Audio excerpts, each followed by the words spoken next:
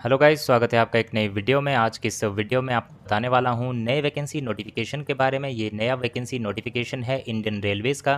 तो रेलवे की एक नई भर्ती का नया नोटिफिकेशन आज जारी हो चुका है। इसकी पूरी जानकारी के लिए वीडियो को अंत तक पूरा देखिएगा। साथ ही साथ चैनल पे अगर आप पहली बार विजिट कर रहे हैं, हमारा ये वीडियो पहली बार देख रहे हैं इस चैनल पे, तो इस चैनल को आज ही सब्सक्राइब कर लें ताकि इस तरह की ऑल इंडिया वैकेंसीज़ की जानकारी जो हम रोज़ाना इस चैनल पर डालते हैं उसकी जानकारी आप तक पहुँच सके। साथ ही साथ इसकी पीडीएफ भी आप डाउनलोड कर सकते हैं हमारे टेलीग्राम चैनल से, जिसके लिए आपको टेलीग्राम पे सर्च करना है ट्रेंडिंग रोज़गार, और वहाँ पे आप इस तरह की पीडीएफ्स भी डेली डाउनलोड कर सकते हैं। अब बात करते हैं इस नोटिफिकेशन की। ये रेलवे रिक्रूटमेंट बोर्ड यानी कि रेलवे की तरफ से ये एम्प्लॉयमेंट नोटिफिकेशन जारी किया गया है। एम्प्लॉयमेंट नंबर है 4/2024। वैकेंसीज़ हैं पैरा मेडिकल कैटेगरीज़ के लिए। पैरामेडिकल स्टाफ की यहाँ पे वैकेंसीज़ हैं, जिसके लिए ऑनलाइन एप्लीकेशन फॉर्म भरना शुरू होंगे 17 अगस्त 2024 से, और लास्ट डेट है एप्लीकेशन फॉर्म को भरने की 16 सितंबर 2024। तो 16 सितंबर 2024 तक आप अपना एप्लीकेशन फॉर्म इसमें भर सकते हैं। और अगर आपकी कोई मॉडिफिकेशन आपको करनी है, जब आपका एप्लीकेशन फॉर्म भर जाता है, कोई करेक्शन करनी है, तो उसके लिए भी यहाँ पे आपको मौका दिया जाएगा। 17 सितंबर से लेकर 26 सितंबर तक आप इस तरह की कोई करेक्शन जो है अपने फॉर्म में कर सकते हैं। अब यहाँ पे बताया गया है कि आपके एप्लीकेशन फॉर्म सिर्फ़ और सिर्फ ऑनलाइन मोड में ही भरे जाएंगे। ऑनलाइन एप्लीकेशन फॉर्म ही आपको की वेबसाइट पे जाके सबमिट करना होगा। जिस भी आरआरबी के लिए आप अप्लाई करना चाहते हैं, उसकी वेबसाइट पे जाके आपको इसके लिए ऑनलाइन एप्लीकेशन फॉर्म भरना होगा। बात करें नंबर ऑफ़ वैकेंसीज़ की, तो यहाँ पे वैकेंसीज़ हैं आपकी डाइटिशियन की, नर्सिंग सुपरिटेंडेंट की, audiologist, speech therapist, clinical psychologist की, डेंटल हाइजीनिस्ट की। तो इस तरह की काफ़ी सारी वैकेंसीज़ हैं जो आपको देखने को मिलेंगी। तो 20 तरह की वैकेंसीज़, 20 तरह की अलग अलग पोस्ट जो हैं यहाँ पे निकाली गई हैं, जिसमें टोटल वैकेंसीज़ की अगर बात करें तो टोटल यहाँ पे 1376 यानी कि 1376 वैकेंसीज़ जो हैं उनके लिए एप्लीकेशन फॉर्म भरे जाएंगे। और अगर आपकी एज क्राइटेरिया की बात करें तो एज क्राइटेरिया है आपका 18 से 36 साल के बीच में डाइटिशियन के लिए, नर्सिंग सुपरिटेंडेंट के लिए है 20 साल से लेकर 43 साल के बीच में, ऑडियोलॉजिस्ट एंड स्पीच थेरेपिस्ट के लिए है 21 साल से लेकर 30 साल के बीच में, क्लिनिकल साइकोलॉजिस्ट के लिए है 18 से 36। तो 18 से 36 की अगर बात करें या किसके के लिए किस किस पोस्ट के लिए है 18 साल से लेकर 36 साल का क्राइटेरिया, तो ये है डेंटल हाइजीनिस्ट। साथ ही साथ ये जो क्राइटेरिया है, ये है health and malaria inspector grade 3 के लिए, लेबोरेटरी सुपरिटेंडेंट के लिए, फिजियोथेरेपिस्ट ग्रेड 2 के लिए, ऑक्यूपेशनल थेरेपिस्ट के लिए, कैथ लेबोरेटरी टेक्नीशियन के लिए। इसके अलावा speech therapist, cardiac technician, optometrist, ECG technician, laboratory assistant grade 2, field worker के लिए है 18 साल से लेकर 30 साल की उम्र आपकी होनी चाहिए, 20 साल से लेकर 38 साल की उम्र होनी चाहिए अगर आप अप्लाई करना चाहते हैं। फार्मासिस्ट एंट्री ग्रेड के लिए, और 21 साल से लेकर 43 साल के बीच में आपकी उम्र होनी चाहिए अगर आप प्रोफ्यूशनिस्ट की पोस्ट के लिए अप्लाई कर रहे हैं। यहाँ पे ज़्यादातर जो वैकेंसीज़ हैं वो है नर्सिंग सुपरिटेंडेंट की, जो कि हैं 713 vacancies, health and malaria inspector की हैं 126 वैकेंसीज़, और फार्मासिस्ट एंट्री एंट्री ग्रेड की हैं 246 वैकेंसीज़। इस तरह की वैकेंसीज़ यहाँ पे निकाली गई हैं। और साथ ही साथ यहाँ पे सभी कैंडिडेट को 3 साल का उम्र में जो है छूट यहाँ पे दी गई है। एज रिलैक्सेशन दिया गया है यहाँ पे सभी कैंडिडेट को 3 साल का। नेक्स्ट अदर इंस्ट्रक्शंस की यहाँ पे बात करते हैं कि आपकी एलिजिबिलिटी कंडीशंस जो हैं यहाँ पे रखी गई है, क्या अदर एलिजिबिलिटी क्राइटेरिया जो है यहाँ पे फॉलो किया जाएगा इसमें। तो जो आपकी सिलेक्शन प्रोसेस रहेगी इसमें बताया गया है, उसमें नेगेटिव मार्किंग जो है आपकी की जाएगी, कंप्यूटर बेस्ड टेस्ट जो आपका कंडक्ट होगा। एज लिमिट की अगर बात करें तो एज लिमिट मैंने आपको पहले ही बता दी है, किस पोस्ट के लिए कितनी उम्र जो है आपकी मांगी गई है। हाँ, डेट ऑफ बर्थ क्राइटेरिया है, जैसे कि मैंने आपको बताया जिसके लिए 18 से 33 साल है, तो उसके लिए यहाँ पे ये भी बताया गया है कि आप डेट ऑफ बर्थ किस डेट से लेके किस डेट के बीच में होनी चाहिए। तो आप पूरा टेबल ये देख सकते हैं, इसकी पीडीएफ डाउनलोड करिए, उसमें आराम से अपनी जो आपकी पोस्ट है उसके लिए जो एज क्राइटेरिया है उसके अकॉर्डिंग आपकी कैटेगरी वाइज कौन सी डेट ऑफ बर्थ है वो सारा इसमें आपको इन्फॉर्मेशन मिल जाएगी। ज़रूर इसकी पीडीएफ जो है एक बार डाउनलोड कीजिए और उसमें चेक कर लीजिएगा कि आपका जो एज क्राइटेरिया है वो आप एलिजिबल हैं उस पोस्ट के लिए या फिर नहीं है। एप्लीकेशन फ़ीस की अगर बात करें तो 500 रुपये एप्लीकेशन फ़ीस आपकी लगेगी इस एप्लीकेशन फॉर्म को भरते समय, और रिजर्व कैटेगरीज की लगेगी 250 रुपये फ़ीस। ये आपको ऑनलाइन मोड से ही पे करनी होगी जब आप अपना एप्लीकेशन फॉर्म जो है सबमिट करेंगे।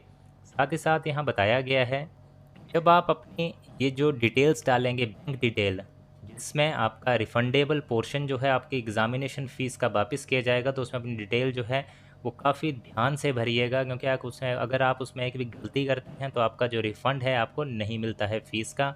जैसे कि इसमें 400 रुपया रहता है आपका रिफ़ंड जो अनरिज़र्व्ड कैटेगरी के हैं, और 250 रुपया रहता है जो रिज़र्व्ड कैटेगरी के हैं, उनको ये फ़ीस जो है उनके कंप्यूटर बेस्ड टेस्ट के बाद रिफ़ंड कर दी जाती है।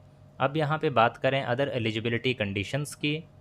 सबसे पहले यहाँ पे बात आती है रिक्रूटमेंट प्रोसेस की। तो रिक्रूटमेंट प्रोसेस जो रहेगी उसकी मैं एक अलग से वीडियो बनाऊंगा इसके लिए, उसको आप ज़रूर देखिएगा, क्योंकि इस एक वीडियो में काफ़ी लंबी वीडियो हो जाएगी अगर सारी चीज़ें एक में ही क्लियर करूँगा। मोटा मोटी इसमें बता दूँ तो आपका एक कंप्यूटर बेस्ड टेस्ट होगा। सबसे पहले एक टेस्ट आपका कंडक्ट होगा कंप्यूटर के ऊपर, यानी कि ऑनलाइन टेस्ट होगा, और उसके बाद हो गया आपकी डॉक्यूमेंट वेरिफिकेशन। अब इसका क्या सिलेबस है, एग्जामिनेशन पैटर्न है, वो मैं अलग से एक वीडियो बना के उसमें आपको बता दूंगा। ज़रूरी है आपने चैनल को सब्सक्राइब किया हो, तभी आप तक उस वीडियो की नोटिफिकेशन पहुंच पाएगी। ऑनलाइन एप्लीकेशन फॉर्म जो रिस्पेक्टिव आपके आरआरबी हैं, जैसे कि आप देख सकते हैं डिटेल इन आरआरबीज़ की।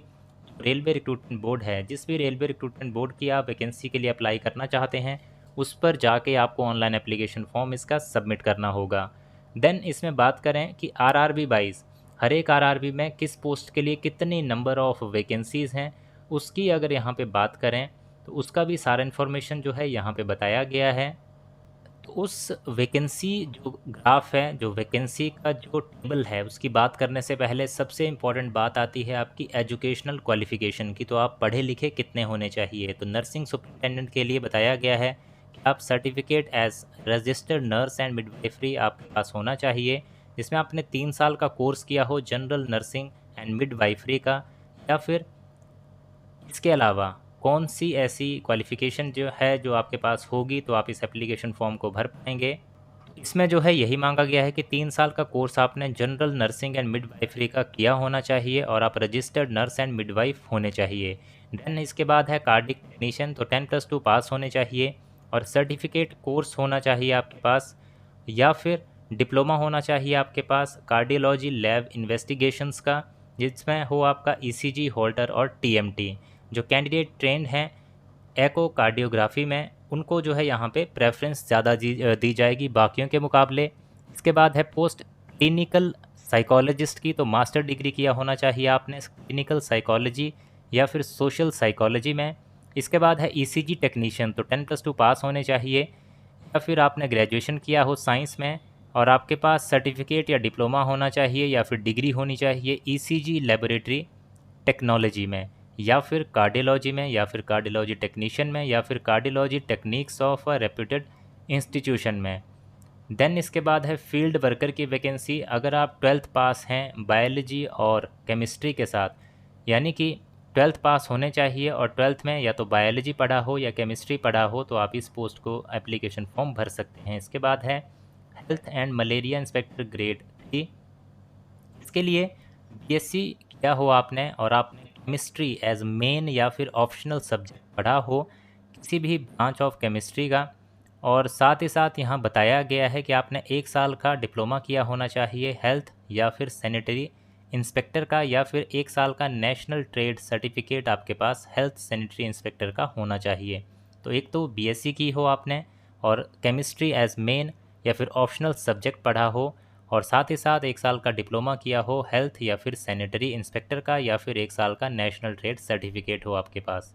इसके बाद है लेबोरेटरी असिस्टेंट ग्रेड 2 की वैकेंसी, 12th पास होने चाहिए साइंस में, साथ ही साथ डिप्लोमा किया हो मेडिकल लेबोरेटरी टेक्नोलॉजी में, या फिर सर्टिफिकेट कोर्स हो मेडिकल लैब में। और टेक्नोलॉजी आपकी जो है diploma in medical laboratory technology जो है उसमें फुलफिलमेंट होनी चाहिए। यहाँ पे वो डिटेल्स दी गई हैं, वो आप यहाँ से देख सकते हैं पीडीएफ डाउनलोड करके। मोटा मोटी बात है 10+2 पास होने चाहिए और मेडिकल लेबोरेटरी टेक्नोलॉजी का आपके पास डिप्लोमा या फिर सर्टिफिकेट कोर्स होना चाहिए। नेक्स्ट पोस्ट है परफ्यूशनिस्ट की।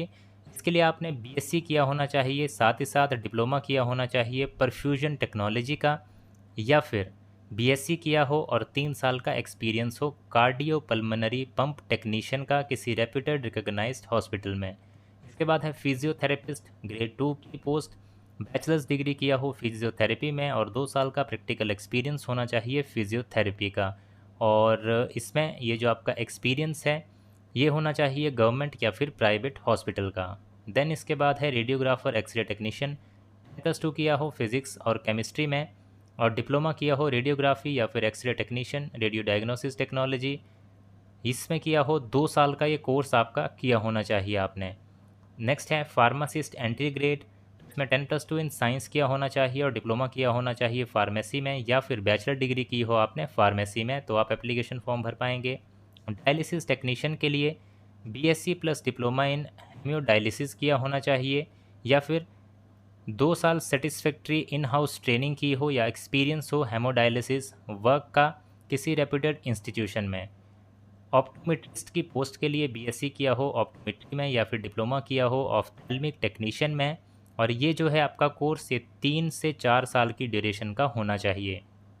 नेक्स्ट, लेबोरेटरी सुपरिंटेंडेंट बीएससी किया हो बायोकेमिस्ट्री में या फिर माइक्रोबायोलॉजी या फिर लाइफ साइंस या बीएससी किया हो केमिस्ट्री के साथ और बायोलॉजी एज अ मेन और ऑप्शनल सब्जेक्ट आपने पढ़ा हो, या फिर अगर आपने बीएससी किया है मेडिकल टेक्नोलॉजी इन लेबोरेटरी का, तब भी आप इस पोस्ट के लिए एप्लीकेशन फॉर्म भर पाएंगे। डेंटल हाइजीनिस्ट की पोस्ट है, डिग्री की हो साइंस बायोलॉजी में और साथ ही साथ डिप्लोमा सर्टिफिकेट कोर्स किया हो 2 साल का डेंटल हाइजीन में, रजिस्टर्ड होने चाहिए डेंटल काउंसिल के साथ और 2 साल का एक्सपीरियंस होना चाहिए।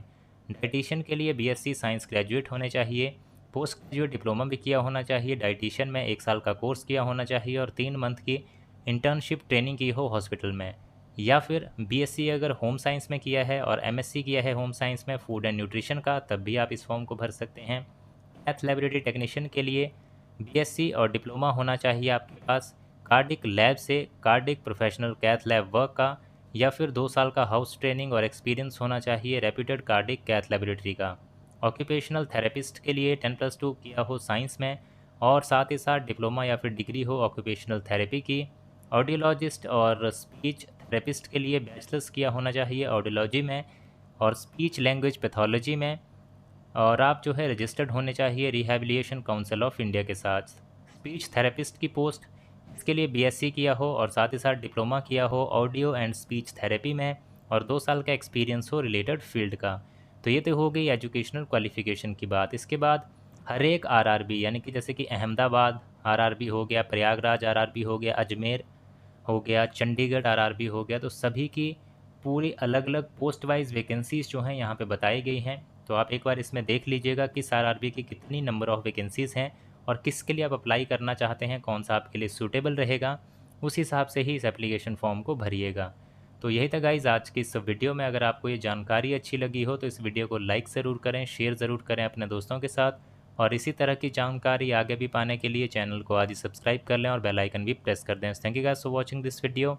मिलेंगे इसी तरह की नेक्स्ट वीडियोज़ में।